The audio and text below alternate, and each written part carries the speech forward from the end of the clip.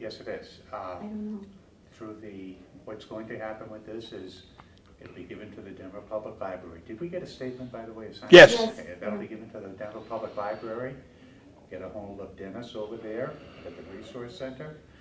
Ask for a DVD of this tape, and they'll burn it and mail it to you. Grand. Good. Okay, all right.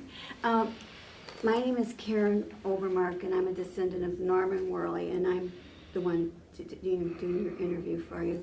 And now what I need for you to do is just tell me your name and spell it, Yes. and then your rank and your unit and the dates that you were in the 10th. Okay. Henry Klingman, Klingman.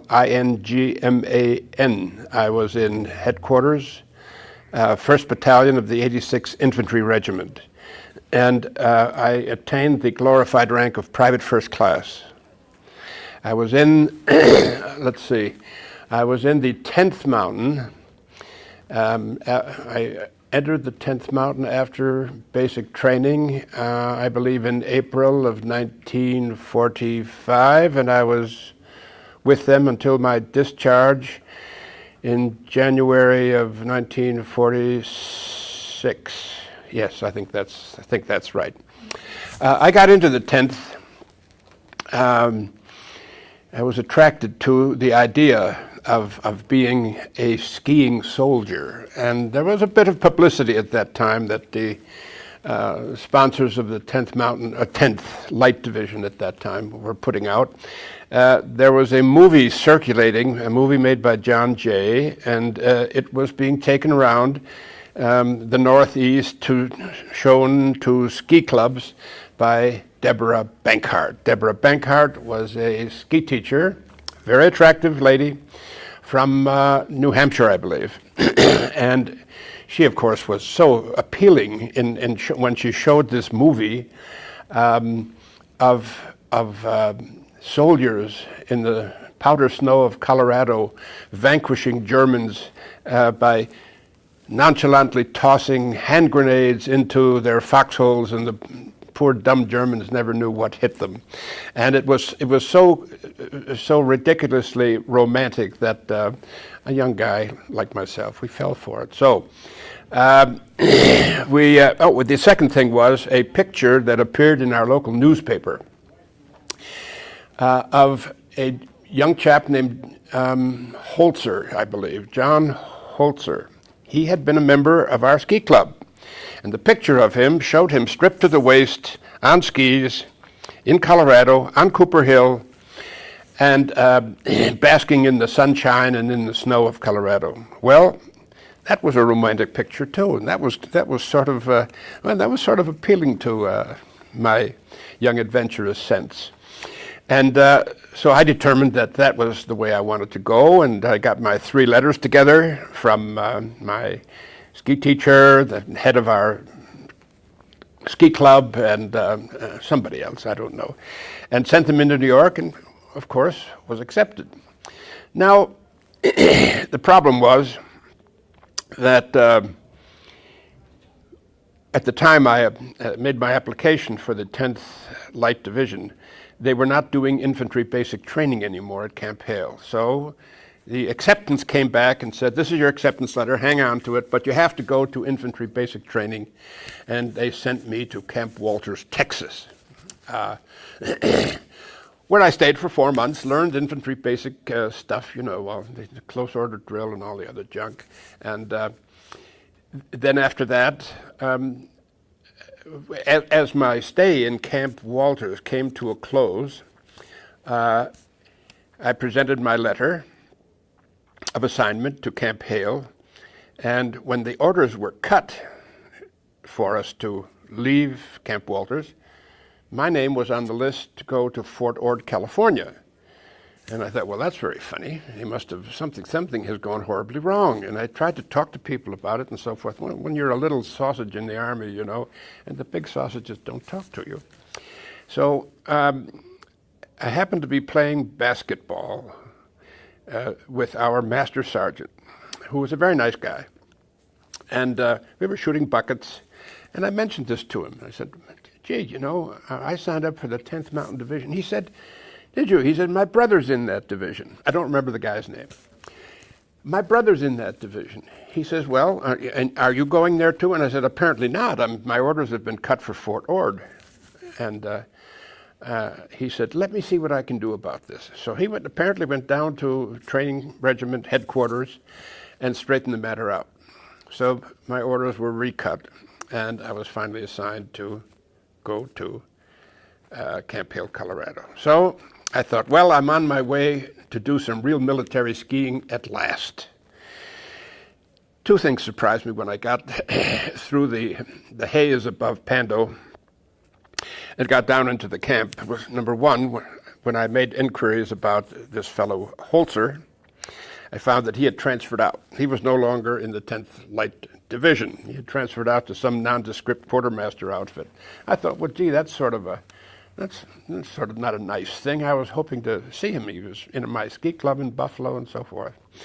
And the second thing I found out was that I wasn't going to be skiing as a mountain soldier very soon, because the D series were over and there was no more ski instruction being given. So there was rock climbing school. At least that part of a mountaineer's training was still left open to us. So we did. That brings me to one of my pet peeves about the 10th Division, 10th Mountain Division. People like to call it the ski patrol. I don't think we were. Even though men were trained originally, the original 10,000 men that comprised the 10th Light Division had adequate ski training, and if required, they probably could have moved large numbers of men across very difficult terrain on skis. That was never required. In fact, when we went abroad without skis. Much of our winter equipment was taken away from us at the end of our stay at Camp Hale and before we went to Camp Swift. Well, we were rebaptized as we went to Camp Swift. We were rebaptized, 10th Mountain Division. We were given a new TO, that's Table of Organization. Our numbers were fleshed out to a division of about 15,000 men or 14,000 men, I believe. And we were given heavier support, I think artillery and vehicles and so forth, to make us more adaptable to the theater where we apparently were going to go, which would have been Italy. And we were cautioned at that time not to call ourselves ski patrol. In fact, they were giving out little bootleg, some of the men were wearing little bootleg pins with crossed skis on them. And they were very attractive, and of course they added a little bit of zip to the picture. You know, you weren't just a GI in an olive drab outfit like every other GI from every other Army division. You were something special. So these guys wore these things, and they were forced to take them off. No crossed skis on your uniform, please. You are not ski troops. You are mountain troops. Though for those who insist on it, even today, there's some dispute within the veterans. Some guys get carried away. Some people, I think the groupies that follow the idea of the 10th Mountain Division are sort of carried away with the romanticized version that I originally fell for. And with the growth of skiing as a leisure time, wonderful activity, it's sort of nice to project that onto the idea of an Army infantry outfit. But they might just as well have called us the 10th Rock Climbing Division or the rock climbing troops, because we did. And we probably did as much rock climbing over in Italy as we did skiing. There are a few recorded, but very few recorded incidents where very small numbers of men went out on skis, on patrol. But it's very, very far and few between. And I don't think that in itself justifies the terminology ski troops. It would be just, as I said, just as accurate to call us the rock climbing troops, because we did use rock climbing techniques on going up River Ridge. All right, so down to Texas, we went with our new name and our new table of organization. We went down, men and mules. We were given some heavier vehicles and so forth. And a divisional inspection was called around the parade ground. The whole division turned out in our summer uniforms. It was hot. It was a Texas hot summer. It was really a hot day. And as you can imagine, in a division inspection, there's a lot of goings on and so forth, while the troops stood rather immobile in the heat. And we did. We stood around in a huge, huge square, men and mules. And it went on and on and on until men started to faint. And mules fainted too. It was so hot, there was actually a mule that passed out. Well, then in the course of our training, we needed additional mules, and we were given additional mules, and they came from the Remount Center in, I believe, Fort Riley, Kansas. And they were shipped down to us in boxcars. And a detail was formed to go down and pick them up. Now, if you know anything about mules, you know that they're very ornery critters, even in the best of circumstances. Even if they're well fed and well cared for and everything, they'll still knock your block off with any number of kicks that they have in their repertoire, and they're balky as heck. But these mules were extra balky. I mean, they should have put Valium in their fodder, because these guys were feisty. They'd been on hot railroad cars, freight cars, for a long, long time from Fort Riley down to Camp Swift. And they came into the siding, and they had chutes built up to the sliding doors of these cattle cars that they were tied up to. On the inside, there was a long line. They were all tied up like this. And so they'd open the door, and a couple of mule skinners would go in and untie one and bring him out to the entrance. And the minute they saw freedom, they wanted to go. And there were two of us that would take hold of them, one on each side, with a halter shank. A halter shank is a line that you put onto the halter of the mule to be able to lead him and so forth. And there were two halter shanks, one on each side, one guy on each side, and we were supposed to just walk them down the ramp, you think. When these things saw the light of day, they went down that chute like an express train. And there was two guys were not enough to handle them. They would drag us, and some guys flew in the air, but you had to hang on to the halter shank, couldn't let the mule go. Some mules did escape and probably became the property of local farmers. We did have to do a roundup. Many of them were still being rounded up for days afterwards. And then came mule school for those of us who were not yet indoctrinated. Most of us, I was in the communications section of the 1st Battalion, and we had mules assigned to us to carry wire, to carry radios, to carry, I think every third or fourth mule carried fodder for the rest of them, because there wasn't, this being winter in Italy, there was no fodder for them to graze on. We had to pack it for them, So we all had to learn how to be mule packers. Mule school, we called it. You had to learn how to tie them up to a picket line for the night. You had to learn how to groom them.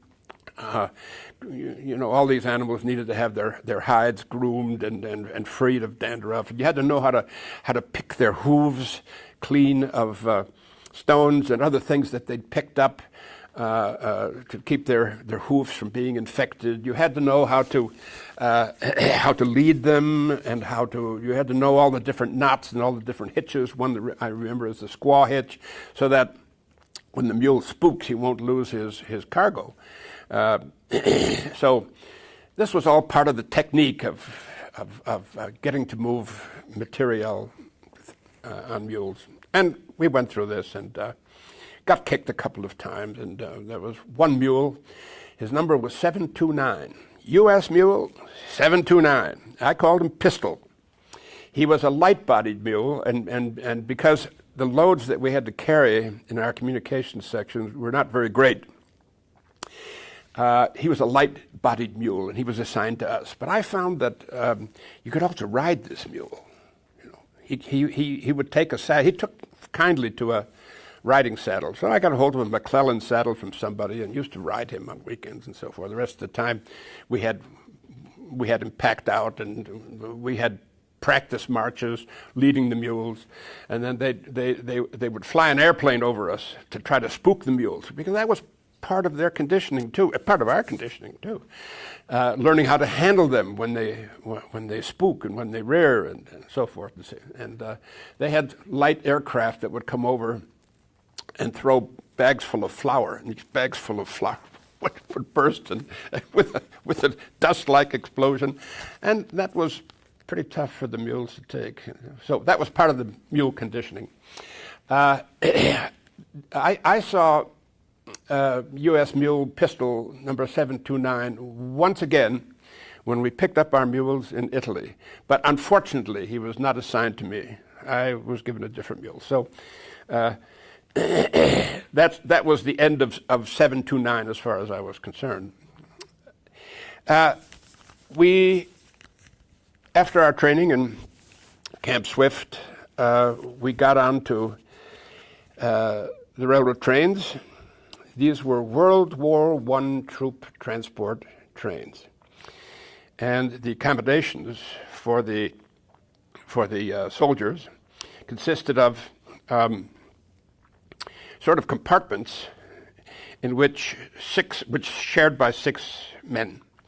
And on each side of the compartment, there was a slab-like bed which would fold out so that you could sleep 6 to a compartment. By day, these would fold back so that you could sit on the lower one. And so we wended our way slowly from Texas through Arkansas and so forth, up through Kentucky. And I remember some of the stops on the way. There were women with cookies and sandwiches and donuts and, you know, Red Cross types and local women's organizations. It was all very nice, all very touching, except the ride in the train, because these were very old, uncomfortable wagons, cars. They weren't sprung very well, and the roads, the freight rails being what they were in those days, you were jolted for the whole trip. The other thing was there was no air conditioning in those cars, and this was still pretty hot in some places. So you had the windows open, and we were being pulled by a locomotive, and that thing spewed huge amounts of black grit. So we were brushing our teeth in the morning with black grit, and it was not an outing in the park. We got to. I don't know how many days and nights we were on board. I think it must have been at least 2 nights. We got to Hampton Roads, port of embarkation, and this was winter now up there. That's right. This was no longer summer. This was winter, and it was pretty cold in Hampton Roads. And we had been on this stinker of a train with no laundry facilities. The funny thing was, there was a central kitchen. Going back to the train, there was a central kitchen. They cooked food, and we got at least 1 hot meal a day, or maybe 2. And it was always full of grit and stuff. It wasn't even great army chow, but it was the minimum. And what really got me was that just before we got off the train, the cook and the cook's helpers came through with their hats, taking up a collection.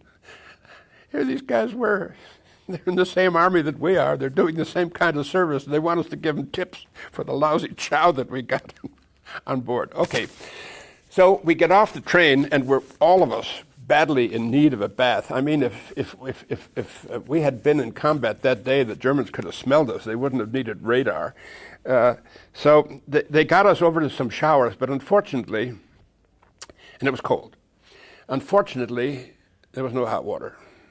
The boiler had busted down, and we had to take ice cold showers in the middle of winter. It was pretty cold, but Okay, they got us cleaned up, and I think we spent the night there in some kind of a transit facility, and the next day we boarded ship. It was raining. I remember that very distinctly, and with the greatest of irony, I remember there was an Air Force band that was playing a song as we boarded ship. And they were playing, and I remember this very distinctly, On the Sunny Side of the Street. Now there's history for you. I'm sure somebody's going to make use of that somewhere down the line. On the sunny side of the street, it's raining like hell. We know we're going into combat somewhere, and there couldn't have been any worse song to. It would have been better if they'd played nothing, you know. But the supreme irony of it: here's these guys, all freshly laundered, all freshly bathed, Air Force band, you know, and we're going off, and they're staying here, and they're playing music. And as we got on, just as we were boarding ship, at the bottom of the gangplank, there was a desk on the right. And there was an Army clerk who was selling additional insurance protection. And I remember him very clearly because he had the same name that I had. Now, the name Klingman is not ordinarily encountered like a Smith or a Brown or a Reynolds and so forth. It's a very unusual name. And I had, as a matter of fact, never met anyone in the United States with that name before. And this guy's name was Klingman, and he was selling insurance, which I didn't buy. So we went on board the SS Argentina.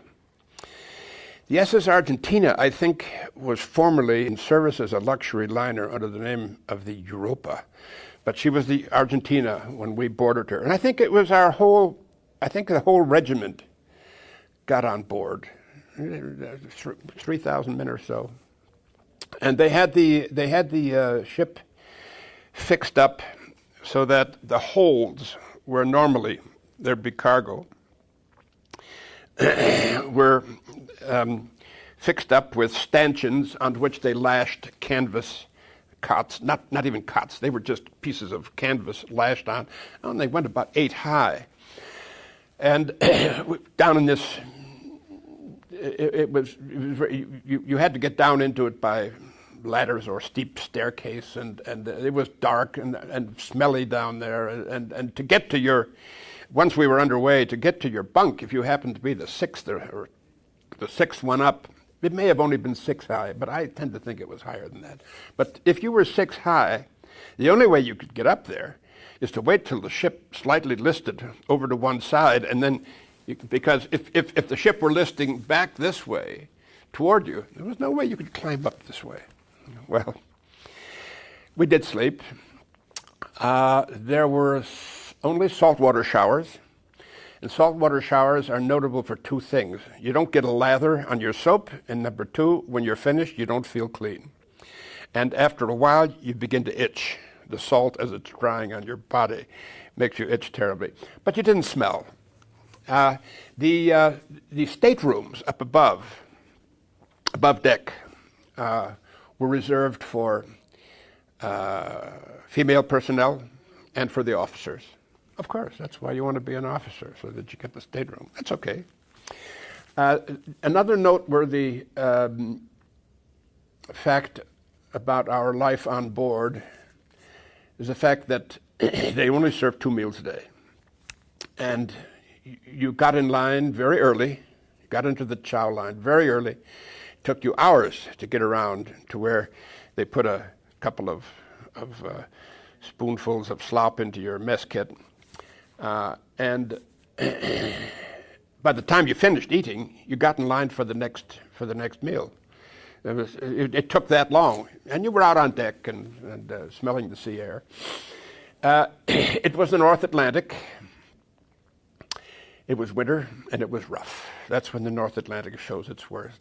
And it was rough, and there was seasickness, quite a bit of it.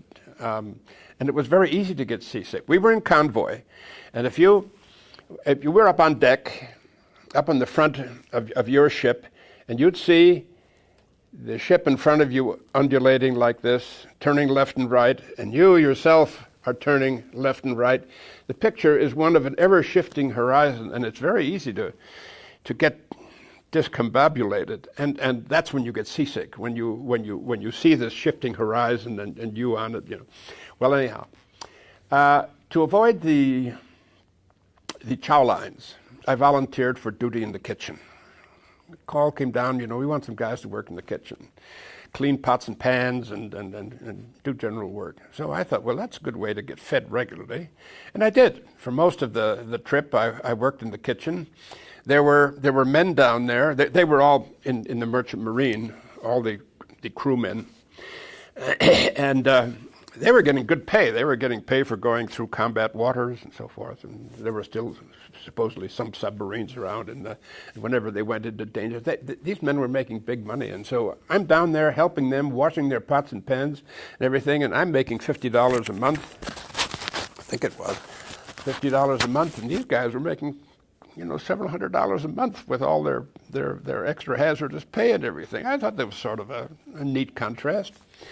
But I was fed regularly, and I stayed at it. It was a way of keeping busy too, peeling potatoes and taking these huge cauldrons that they cooked for all these thousands of men and having to scour them out and clean them up for the next sort of thing, and cleaning out the scuppers and the grease traps and everything.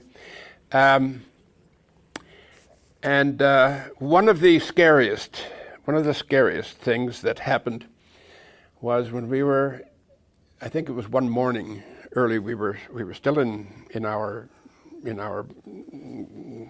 we were still sleeping on these in our little arrangement there, when all of a sudden there was a huge explosion, and we thought, my God, we've been torpedoed. Well, you can imagine the feeling.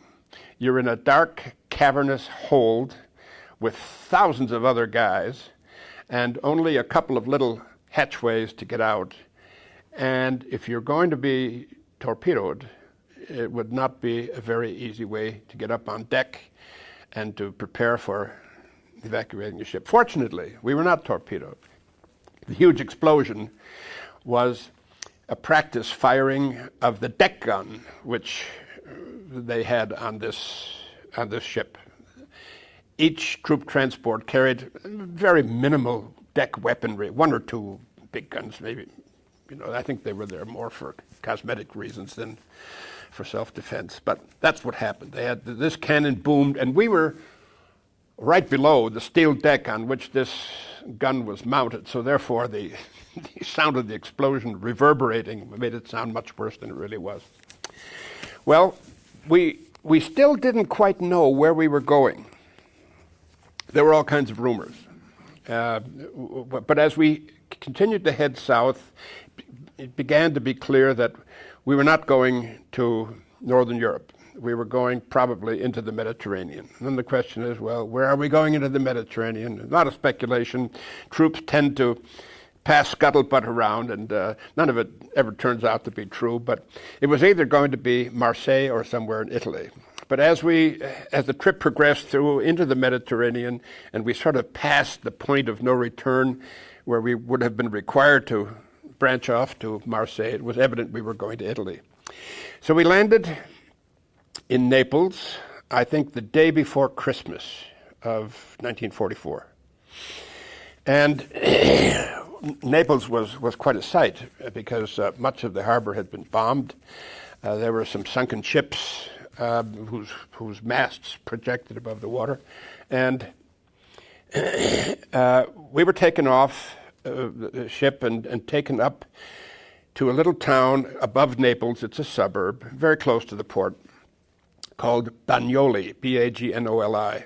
And in Bagnoli, there was an old military college, which had been built by Mussolini. It was still his day.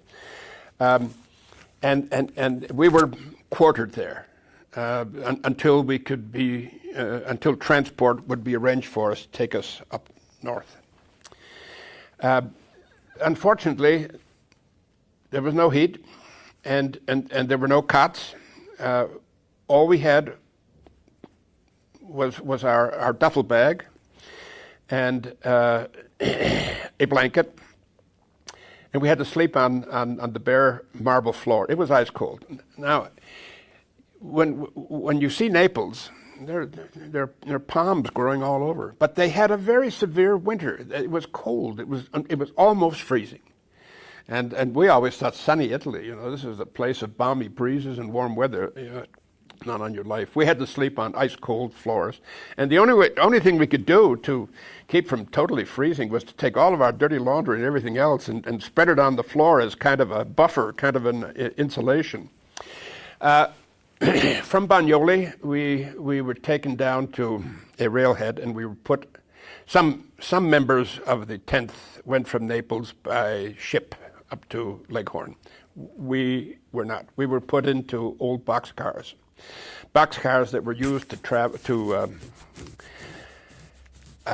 transport animals. In fact, I think some of the boxcars were World War I vintage, where they had 40 men or 8 horses. That was what they would hold. We were the 40 men, but we always used to joke that, well, they should have cleaned out after the 8 horses before they put in the 40 men. Okay, this is Italy. It's cold, it's winter, and we're in this boxcar. So we have to arrange ourselves for the trip north, because the fighting was considerably north of us at that time. It was around south of Bologna and a little bit north of Pisa and Porretta Terme, and the line. It was the line that extended from one side of Italy to the other, and it had been kind of stagnant for some time. Well, that's where we were going, and we knew we would be some days en route, because the train just didn't take off and get there.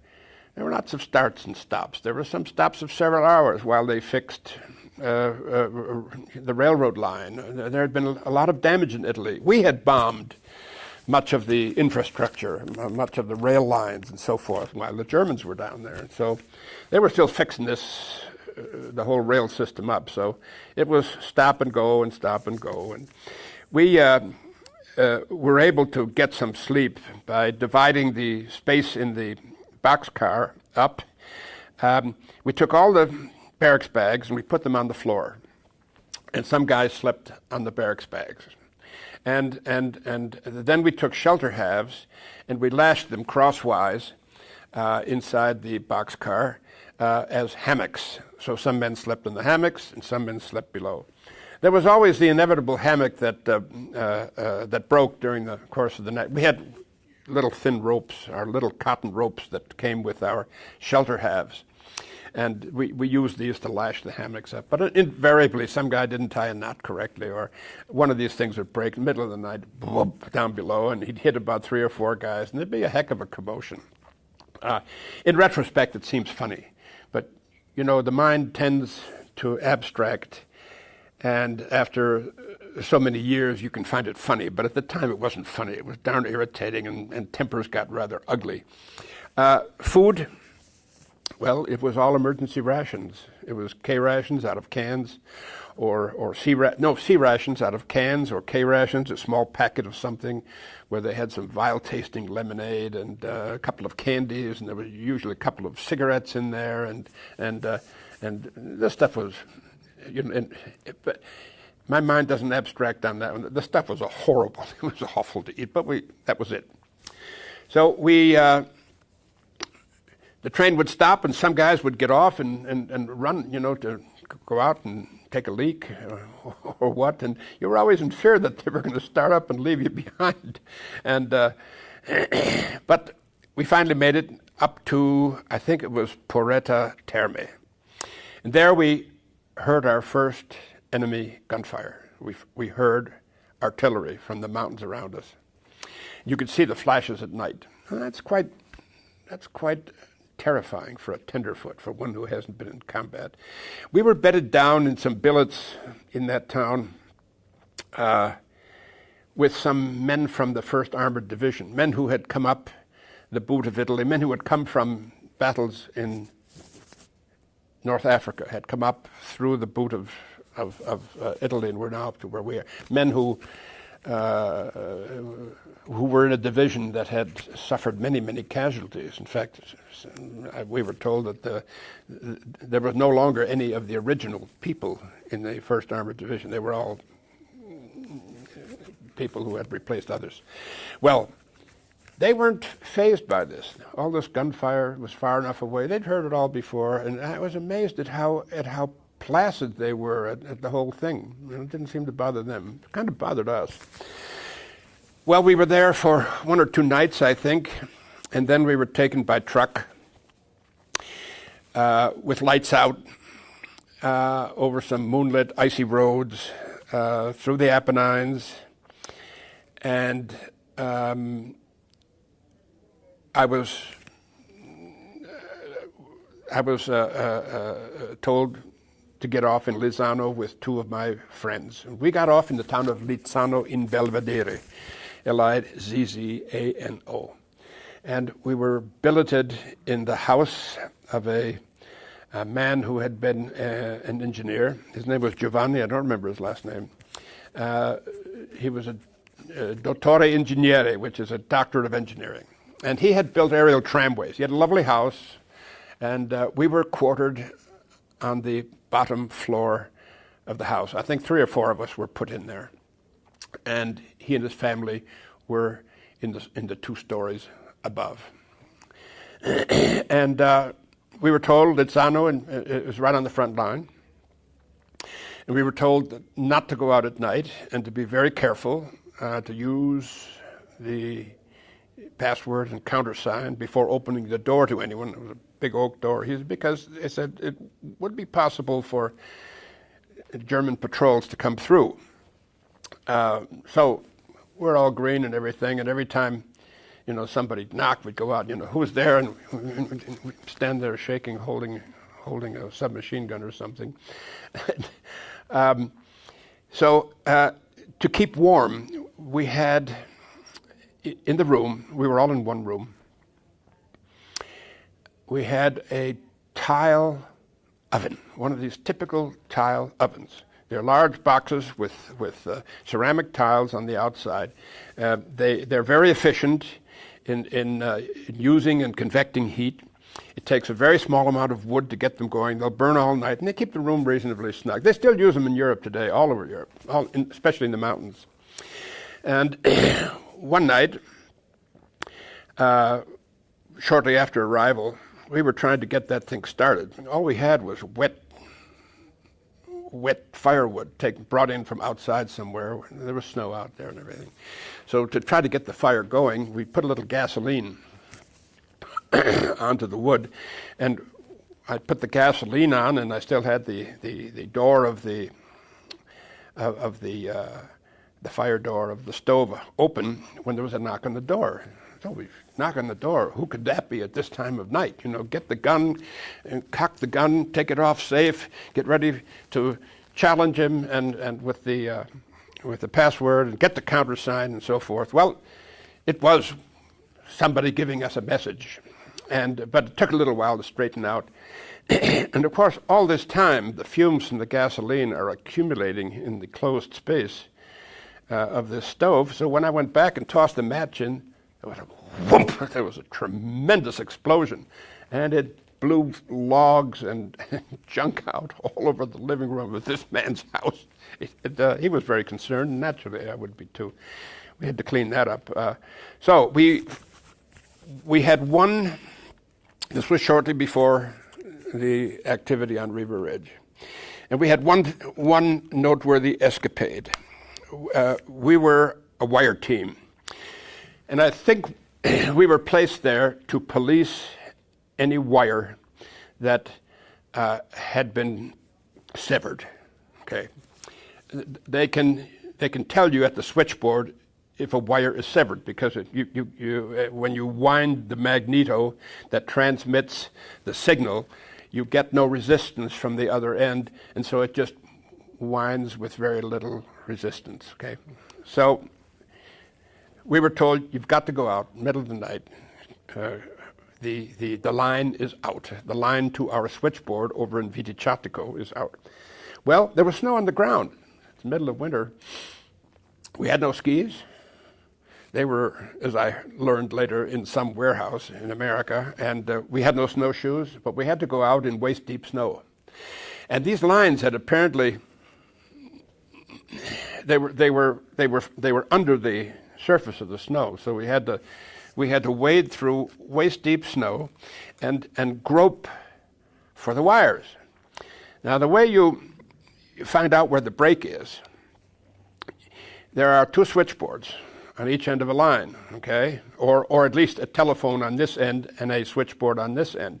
So you go a little ways, and then you have your test phone, and you clamp your wires, you clamp your test clips onto the wires, and you ring. And if you get the guy on the phone on this end, you know you haven't been to the break yet. And you keep going, and you keep going, you keep going, and you keep testing until you get the switchboard at the other end. Then you know that you've jumped the break, and you can go back and find it manually. So that's what we were doing. It's a piecemeal and you know, a laborious job. And you can't find a wire under snow with gloves on, so you have to do it in your bare hands. So your hands are freezing, and you're getting numb and everything, and it's quite it takes a lot of physical energy to wade through waist-deep snow. So as we're mired down in this snow, and as I remember, there were 2 of us, and we're just getting to the point where we think we're finding the break, when all of a sudden there's some dark forms come skiing through the woods. We thought, my God, it's the Germans, and we're outnumbered. What are we going to do? It wasn't. It turns out, and they were speaking in low tones. I could recognize that it was Italian. So they don't know that we're Americans. We're fresh up there, and these guys don't speak English. They didn't recognize our countersign and our passwords. They went their own way. The OSS, which was the precursor to the CIA, Office of Strategic Services, had a local representative called Sergeant Testal, T-E-S-T-A-L. Sergeant Testal ran these partisan teams, or at least tried to coordinate them, but he couldn't teach them English. And so a password and a recognition of that type was impossible, but we had to make ourselves known. And we couldn't assume that they knew we were Americans. It was dark. They couldn't see our uniforms and everything. Well, they stopped, and they were ready to do business. They didn't trust us. They thought we might have been Germans.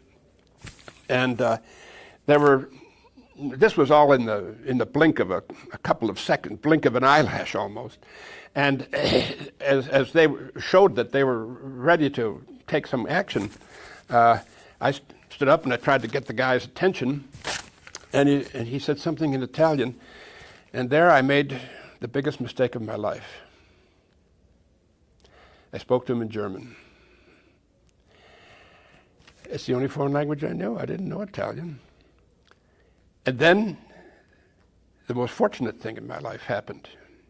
He understood it.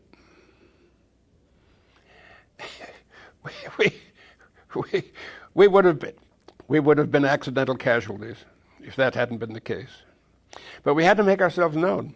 And in the desperation of the moment, you know, and then I said other things like Americani, and, you know, a little bit of, tried to make it sound as Italian as I could. But he, as is the case with many people in northern Italy, they have worked in Germany, and he had worked in Germany at one point. And so after we made ourselves known to each other, you know, they went on their way. They were on skis. We weren't. They were a ski patrol. We weren't. We were foot soldiers at that point. Well, they went on their way, and we found our break in the wire. We went back into our cozy parlor where we had learned to operate the stove in the meantime. A couple nights later, there was a phone call from Sergeant Testal. And apparently what had happened was that one of our outposts had fired on some men. 10th Mountain Division outpost from our battalion. Now, you have to remember, these guys were green troops. They're up there. They don't know what to expect. They're not seasoned, and they're trigger happy. It happens all over.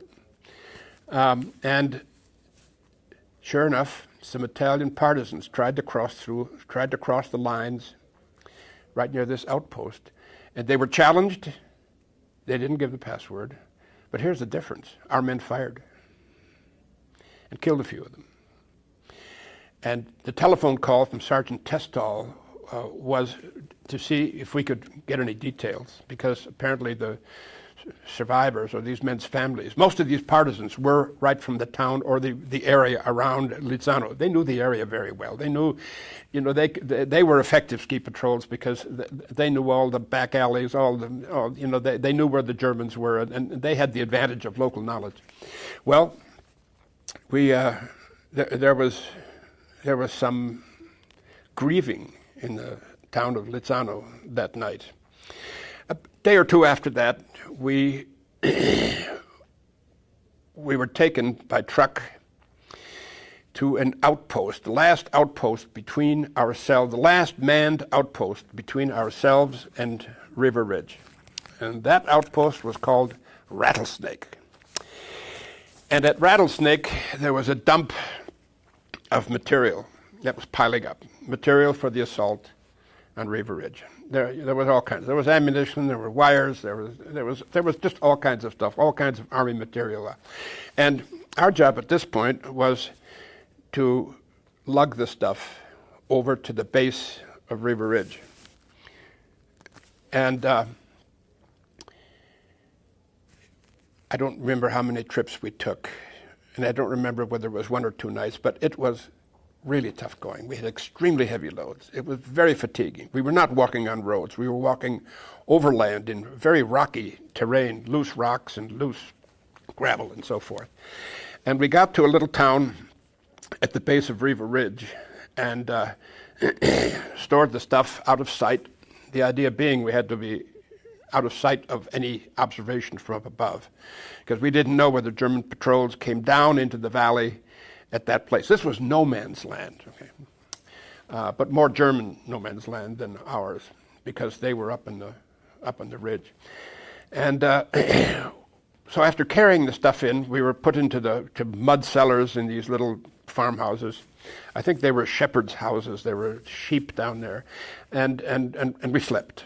We were told to keep out of sight during the daytime, so we slept. And the next night, I was told that I would be laying wire up River Ridge behind, I believe it was the men who went up to fix the ropes on River Ridge, which would be used by the troops that would follow. And our major, our battalion commander, said he wanted good communications with all of the line companies. The problem was that our radios, which we had, they didn't work in the mountains. We had pack radios and the SCR 300, and they did not work in that terrain. And the only way that he could be in touch with his company commanders and with his the people in the field was by wire. So we had to carry the wire up. And the first night I went up, we carried the wire just to maybe 2/3 of the way up, or maybe 3/4 of the way up, just below we had to be very quiet. Because Germans were presumably up on top watching. And we got the wire up, and then I scampered back down for another night of sleep. And the next night I was told you have to go up again. This time you have to go up with the line company. So I went up, I believe it was with Company A.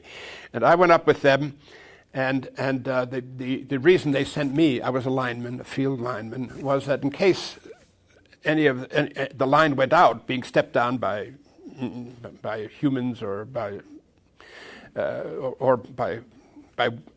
severed by weather or something like that, or falling rocks, that it could be fixed. Okay, so I went up again the next night, and then we got all the way to the top, and the shooting started, and my job was to police the wire, and I waited there, and I was in touch with a switchboard down below, and I was in touch with the switchboard below. And that was my job, to be in contact for anything further.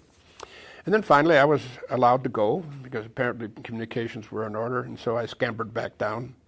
And I think at that point I was never more tired in my life. After 2 days of climbing up the ridge twice, and after lugging in all that heavy gear and so forth. Well, that was my part of the Riva Ridge campaign. It was wildly successful. We followed it from down below. We followed the casualties and the people who were killed. And I think it was Lieutenant Canfield, and the wounding of our battalion commander who went on a rescue mission. We were pretty well informed on all that.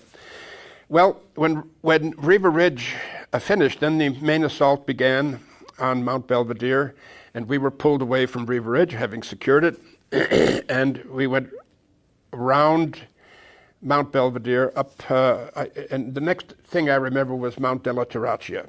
And at della Terraccia, we were again laying wire on the forward slope of della Terraccia, and we came under intensive artillery fire. I think it was during that artillery fire, I know that Torger Tokel was killed on that day in that particular engagement. I think Robert Dole also, but I wouldn't swear to that. And after della Terraccia, my mind is not very clear, but I remember within maybe a week or 10 days, we were on the move again to that so-called one more ridge, the last ridge. That's the ridge we were all looking forward to, because we had climbed up one Apennine ridge, down another, only to see another one just as big or bigger in front of you. You had to climb up that one and then come down and to see the next one. And Italy for us was one succession of ridges. So we were saying one more ridge, and we were all going to be very happy when we got to the last one. Well, the last one was almost in sight when we were pressing forward. I was leading a mule, not pistol. I was leading a pack mule with communications equipment, and we came under very heavy mortar fire. And one shell went off just on the other side of my mule. It killed the man who was riding on horseback in front of me, and it disemboweled my mule, and he fell over on me, and it gave me a severe twist. He fell over on my knee, and I twisted it quite badly. It turned out later it was torn ligaments and torn cartilage. Well, that was the end of my Italian campaign. I was sent back. First of all, we had our own medics, and they looked at me and they said, "Okay, you've got to go back. We'll send you to a clearing hospital first, and then back to Montecatini to the field hospital." And on the way back, walking, I was having to limp, and it was pretty rough. We were asked to convoy some German prisoners to the rear. Many Germans were falling into our hands. Some were still shooting at us, and others were coming into our lines and saying, "Okay, comrade, feed us, give us a cigarette." They'd had it pretty miserable too. I'd like to point out one thing at this point. We didn't much like the idea of the Hitler German and the evil that was certainly Nazi Germany. But when you saw the pitiful state of another human being, be he German or whatever, and you know what he felt like because you felt the same way. There was a different, it engendered a different feeling, a different reaction. You tended to be more charitable toward him. You forgot about the fact that he was fighting for Hitler. He might have been some poor slob who was inducted into the army. Most of them were. 90% of the German army was not volunteer. They were drafted. And so there was a group of German soldiers that came over, and they were carrying one of their men in a shelter half. He was wounded with a 50 caliber machine gun bullet from one of our airplanes through his thigh, and they volunteered to carry me, and they did. So here I am, I have a carbine, I'm supposed to be taking these men back to prison, and they're carrying me. And the guy told me, put that thing away, the war's over for us. And we got back, we went to an intermediate hospital where they took care of the very worst cases, where and there were rows and rows and cots of men who were groaning, men who were grievously wounded, men who had had amputation or had legs severed and so forth. It was grisly. And after that, we were sent to Montegatini. They did a first look at your wounds, what you had, and then sent you on further. And I got to the hospital in Montegatini, and after 2 weeks there, Montegatini was very nice. It was a spa where the posh of Italy used to go to take the baths, and we were now taking the baths. So it was very nice. We had good medical care. There was entertainment in the evening, and I even hooked up with the orchestra. They asked me to play. I played the piano accordion, and so I spent some evenings playing the accordion with their band, and there was girls from town would come in with their parents, chaperoned, because there were free eats, and there would be a little dance, very very carefully chaperoned. So after 2 weeks there, I was dispatched from the hospital to rejoin my unit, and by this time we were moving up into the Riva area, and while I was in transit to rejoin my unit, at some interim stop, the war ended. And that was a big load off my mind. And that was the end. That was the end of my combat experience. And we were taken then by truck to rejoin our units. My unit was up in Torbole, where just a few days before we had lost 2 important men from our division. And by this time they had cleared all the tunnels which the Germans had dynamited to prevent passage. Our engineers had cleared them up, so our truck sailed through, and I found my unit, and we were billeted with a family in a small apartment. There were 2 of us in there. Very nice people. These were people from the South Tyrol. That means they were nominally Italians, but of German extraction. So they spoke German, and I could communicate with them. We just ran out of tape, folks. Okay. Anyhow, I just ran out of